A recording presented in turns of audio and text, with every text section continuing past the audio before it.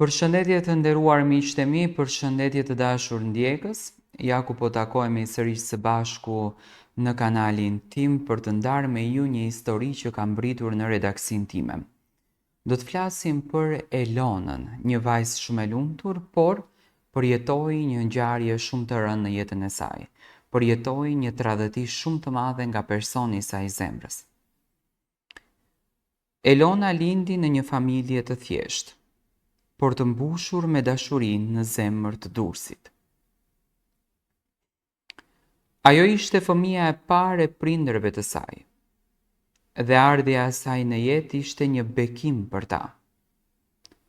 Kur lindi motra e saj, Alida, Elona ndjeu për herë të parë një ndjenjë mbrojtëse që nuk mund ta shpjegonte me fjalë.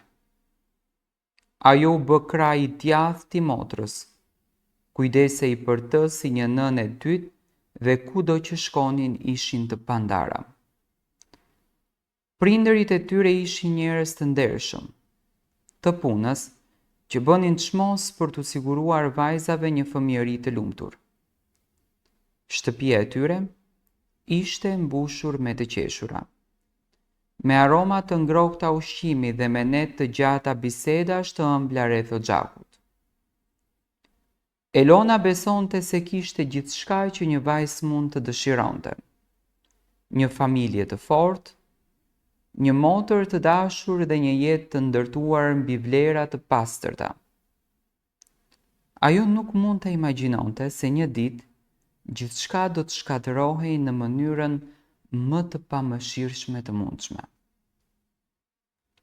Elona u rit dhe u bë një grua e bukur, inteligjente dhe e pavarur.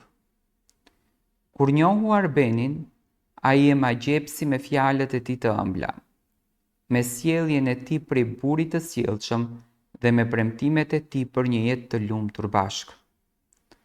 Ata kaluan vite të bukura së bashku, ku çdo ditë dukej sikur të ishte një ëndër.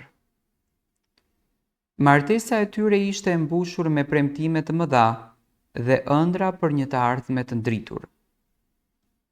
Alida, si gjithmonë, ishte gjithmonë afër saj, duke i dhënë kuraj dhe duke e përqafuar siç vetëm një motër mund ta bënte. Por jeta nuk ishte një përallë. Gjithçka nisi që të ndryshonte dale nga dal. Me detaje të vogla që Elona nuk i vuri re në fillim.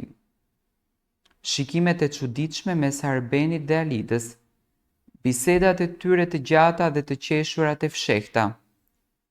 Por ajo kurrë nuk dyshoi. Si mund të dyshonte? Ishte burri i saj, ishte motra e saj, dy njerëzit që i donte më së shumti në këtë botë. Një natë e ftohtë dimri do t'i ndryshonte jetën përgjithmonë. Elona u kthye në shtëpi më herët se zakonisht, e lodhur nga puna dhe me dëshirën për t'u shtrirë në krahët e burrit të saj. Kur hapi derën e dhomës së gjumit, sytë e saj pan diçka që mendja refuzonte ta pranonte. Arbeni dhe Alida, të zhveshur, të përqafuar, të zhytur në një tradhti të pastër, të ulët e të pafalshme. Zemra e saj pushoi për një moment dhe trupi i saj u mpak dhe koka i buçiti nga dhimbja. Jo, bërtiti ajo, por zëri i saj u kthye kritësisht në mes nga dëshpërimi. Alida u ngrit menjëherë, fytyra e saj u zbe, ndërsa Arbeni u përpoq që të thoshte diçka, por fjalët nuk i dilnin nga goja. Elona ndjeu se çdo grimcë e qenies së saj po shkatërrohej. Gjunjët i tradhtuan dhe ajo u rrëzua për tokë, duke qarë si një fëmijë i humbur. Si mund të më bësh këtë? I pëshpëriti ajo motrës së saj, me një zë që mezi dëgjohej. Ti je gjaku im. Alida uli kokën e turpëruar, por nuk tha asnjë fjalë. Ishte një heshtje me theresë se çdo justifikim.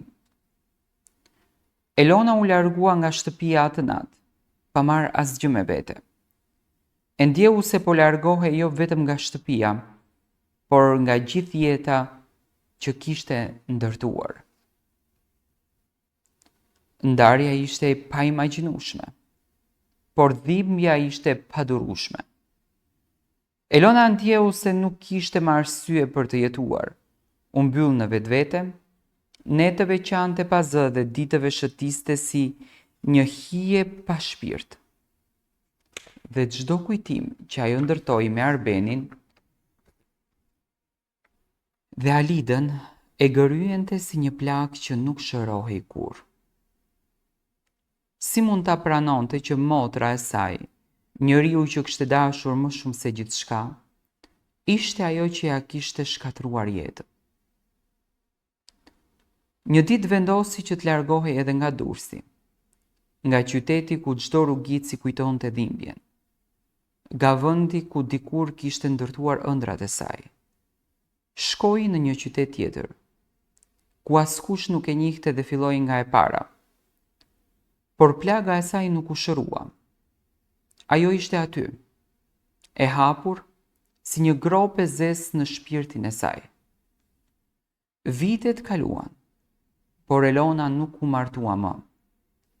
Nuk besoi më kurrë në dashuri. Fytyra e saj nuk kishte më atë dritën që dikur e bënte të shkëlqente. Buzëqeshja e saj ishte e zbekt, si një reflektim i largët i dikujt që dikur kishte qenë plot jetë. Por një gjë e kishte mësuar nga kjo tragjedi. Askush nuk është i pazëvendësueshëm. As buri, as motra, as njeriu që ti mendon se do të jetë përgjithmonë me ty. Në fund të fundit, e vetmja gjë që mbetet është vetja. Dhe ndonjëherë duhet të mësosh të jetosh vetëm me veten. Dhe kur ajo është coptuar në mijëra copa që nuk bashkohen më kurrë. Kjo ishte historia e Elonës. Unë në këtë kanal kam trajtuar shumë ngjarje të këtilla dhe fatkeqësisht njerëzit ndonjëherë harrojnë edhe fenomenin e familjes. Elona sot është e vetme, jeton në Tiranë, por tradhëtin nuk e falën dot kurrë të motrës së saj. Ajo nëpërmjet kësaj historie don të jep një mesazh që respektoni veten tuaj, se përballë vetes tuaj nuk u respekton më shumë askush.